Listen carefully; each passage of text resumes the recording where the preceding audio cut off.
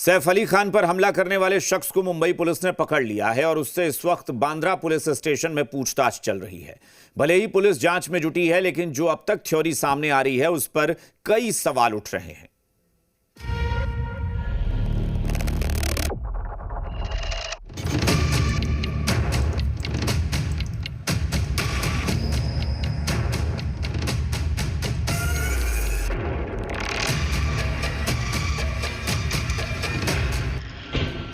सैफ करीना के वीआईपी इलाके में बने घर में चोर कैसे घुस गया और कैसे उनको निशाना बनाकर भाग भी गया, ये सवाल घटना बीतने के 34 घंटे के बाद भी बना हुआ है। सवाल है कि आखिर क्या हुआ था उस 33 मिनट में, कैसे 33 मिनट में चोर आया भी और भाग भी गया, और परिवार में करीना, तैमूर और जे कहां थे। अब इन्हीं सवालों का जवाब पुलिस ने सैफ और करीना के मेड के बयान से निकालने की कोशिश की है।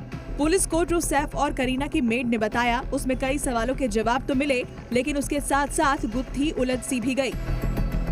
सैफ और करीना के घर काम करने वाली जेह की नैनी एलियामा फिलिप ने पुलिस को बताया कि सबसे पहले हमलावर को उसी ने देखा। हमलावर ने उसी से 1 करोड़ की मांग की। शोर मचाने पर सैफ करीना दौड़े दौड़े भाग कर आए। एलियामा फिलिप के मुताबिक हादसे के वक्त सैफ करीना अपने अलग अलग फ्लोर पर अपने कमरे में थे, जो कि 12वीं मंजिल पर था। तो वहीं 11वीं मंजिल पर एक कमरे में तैमूर अपनी नैनी गीता के साथ सो रहा था, तो वहीं वो जेह के कमरे में एक और आया जुनू के साथ मौजूद थी। एलियामा के मुताबिक देर रात 2 बजे उसने परछाई देखी और उसे घर में किसी के होने का शक हुआ।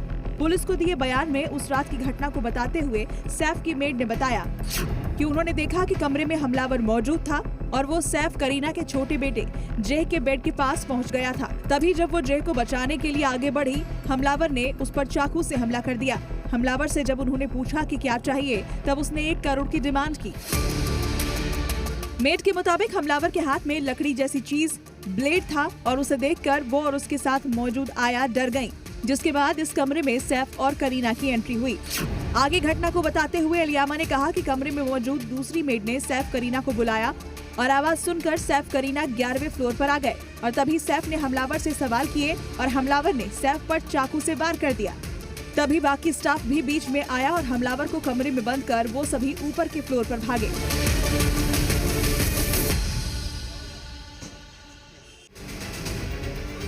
मेड के मुताबिक ऊपर से वापस आने के बाद जब देखा तो हमलावर भाग चुका था और सैफ को काफी ज्यादा चोट आई थी। इसके बाद ही परिवार नीचे आया और सैफ को आनन फानन में ऑटो में उनका बेटा इब्राहिम अस्पताल लेकर गया।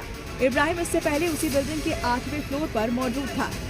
अब तक सामने आई जानकारी के मुताबिक घर में ड्राइवर न होने की वजह से सैफ को ऑटो में ही अस्पताल ले जाना पड़ा, क्योंकि इलेक्ट्रिक गाड़ी चलाना कोई नहीं जानता था। ऐसे वक्त में आनन फानन में जो मिला उससे सैफ को तुरंत अस्पताल ले जाया गया। एक्यूज्ड फायर एस्केप का यूज करके इनके घर पे गया था, ये भी पता चला है। अभी तक के इन्वेस्टिगेशन में ये एक चोरी का अटेम्प्ट था, ऐसा हमारे इन्वेस्टिगेशन में निष्पन्न हुआ है।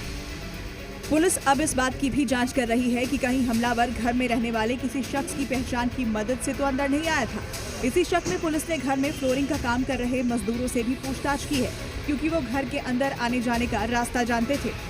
एफआईआर में जो थ्योरी बताई गई है और मेड ने जो बयान दिया है उसमें भी कई बड़े सवाल हैं। बयान में कहा गया कि हमलावर को बंद कर परिवार ऊपर भागा था, तो फिर सवाल है कि अगर बंद किया गया तो हमलावर भाग कैसे गया।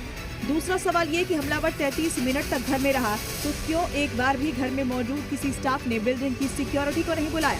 तीसरा सवाल ये कि अगर हमलावर को सब पहचान चुके थे तो उसके भागने के बाद रोकने के लिए गार्ड को सूचित क्यों नहीं किया गया। इसके अलावा सवाल ये भी है कि पुलिस को इस बारे में तुरंत सूचना क्यों नहीं दी गई।